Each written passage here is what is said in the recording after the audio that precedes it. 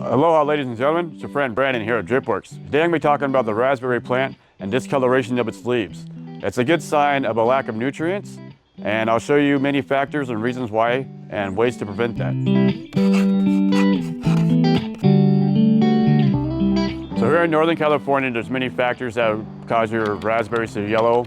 A lack of iron, potassium, or nitrogen could cause the yellowing. There's also the raspberry mosaic disease. It's a virus. It's spread by the aphid that could cause your leaves to mold and turn yellow. Venerochlosis is spread by the nematodes. Other insects such as the Japanese beetle or the raspberry cane borer could also cause your leaves to turn yellow and have ragged edges. Other factors besides insects and viruses, it's high soil pH levels can cause a lack of nutrients to be absorbed by the plant, which they won't get the iron and the magnesium that they need.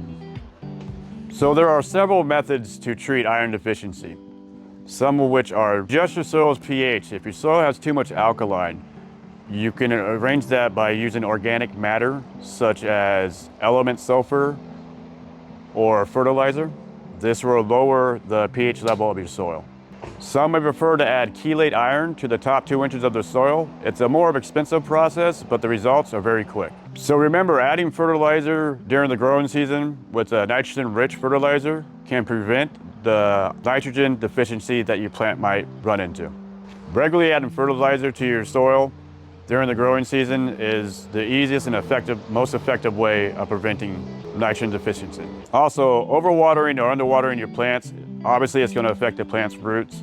This will cause the plant to have a problem absorbing all the nutrients that it needs. Soil acidity and alkalinity will affect in certain degrees of which nutrients it's able to be taken up by your plant. So for raspberries, you want your pH to be between 5.5 and 6.5. I hope this information has been useful for you. If you have any more concerns or want some more info, check us out at dripworks.com. Look forward to seeing you all next time. Thanks for sticking with us. Have a great day, folks.